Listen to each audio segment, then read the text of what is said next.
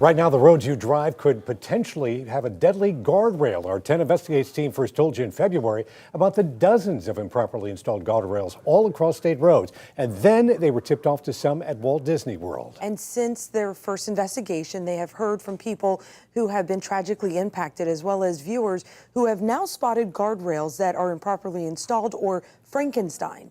10 Investigates Jennifer Titus is live for us tonight, where a viewer found a potential problem. Jen, your continuing coverage of this issue is bringing major results.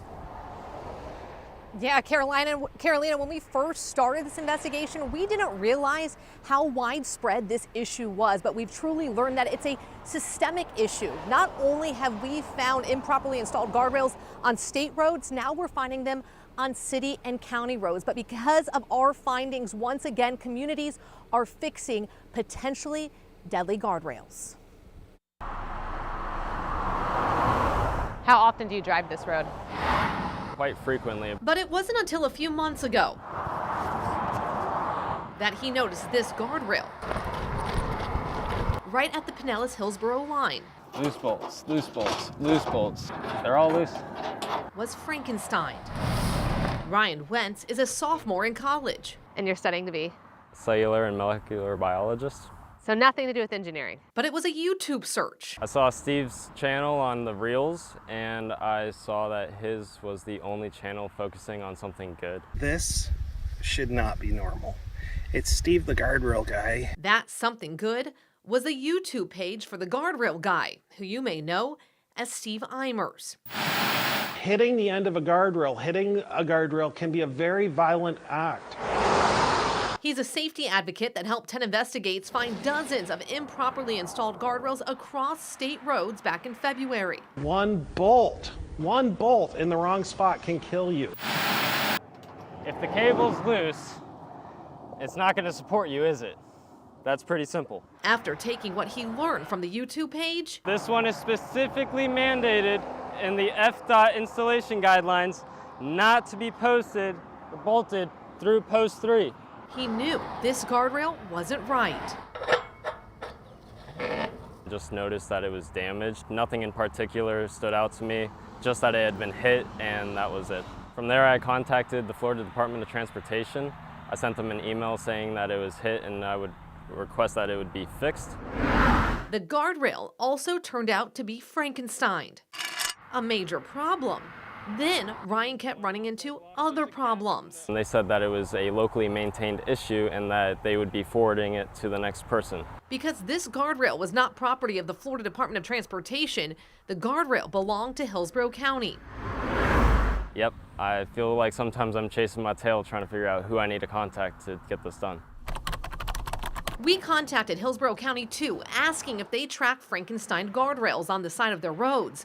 They sent us an email back saying that if a guardrail is struck in a car crash or is disrupted in some other way, like localized flooding or a tree fall, then the guardrail is replaced in large sections with FDOT approved components designed to work with that guardrail.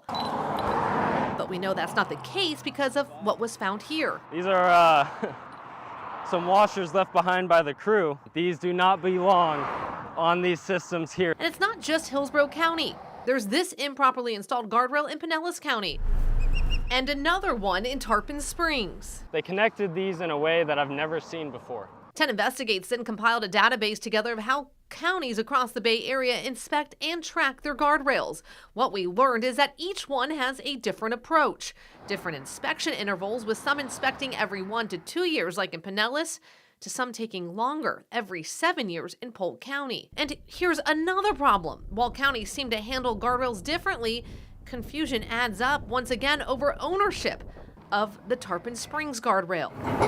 In an email from FDOT, they say this bridge is owned by the city of Tarpon Springs. While FDOT provides inspection reports to the city, repairs and maintenance remain the responsibility of the city. Ryan then sent an email to the city back on May 3rd. The guardrail still not fixed 2 weeks later. But while we were out shooting video of the guardrail, County guys are here, dude. Contractors with the city did show up. It's missing some bolts. If you come along this line, you can count them. Previously, I counted around 22 missing bolts. Like that side, when they replaced that first rail as W-beam, it should have all been W-beam, for at least that side. I would go run that by Tuesdays, They have commission meetings. Okay. You can go there.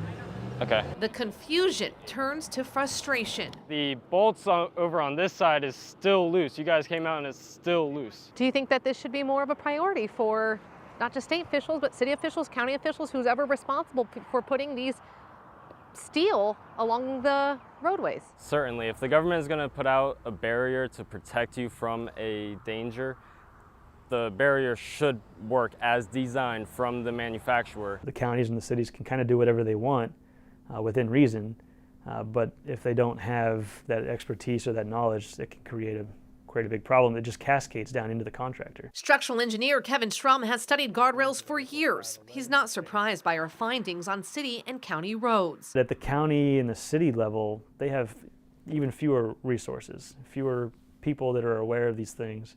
And so trying to convince them of the importance of, not drilling a hole in guardrail to bolt it to the post. It's such a subtle thing. It's why Ryan knows it won't be the last time he spots an improperly installed or Frankenstein guardrail along the roads. These do not belong on these systems here. Steve will be very glad that I found this. It's not in the rail. Very good. This one, by the way, on the Hillsborough-Pinellas County line that contractors have come out to fix, is still not properly installed. It's improperly bolted. Why do this for us? Why have us contact you, and why spread this message? I feel that this message is important for everybody because it's our job at the end of the day. The government, people driving, we're all the same at the end of the day. We have just different jobs, and so we need to help each other. And back out here live, Ryan told me just a few days ago he received emails from the city of Tarpon Springs confirming that they have ordered the proper parts, and that guardrail at that bridge there should be fixed within the next couple weeks. As far as this Hillsborough County guardrail, that one right there to my left, it is still Frankenstein. I spoke with Steve Eimers a few hours ago, who spoke to some Hillsborough County contractors, and they say they again are making it a priority and that this will be fixed. And now we are not just seeing these two guardrails get fixed, we are also seeing other guardrails along Bay Area roads. FDOT is continuing to fix guardrails that we've reported. This one you're looking at on US 301 has now been fixed. If you find one that you believe may be potentially dangerous, send them to me and we'll add them to our database and get them to the proper owner. Again, we are seeing major impact because of our investigation, and we're continuing to do this, Carolina, because unfortunately we've seen the impact that an improperly installed guardrail can cause. All right, Jen, absolutely there. And look, you can see all of our team stories from the Unguarded series right now on 10tampabay.com and on our 10 Tampa Bay app.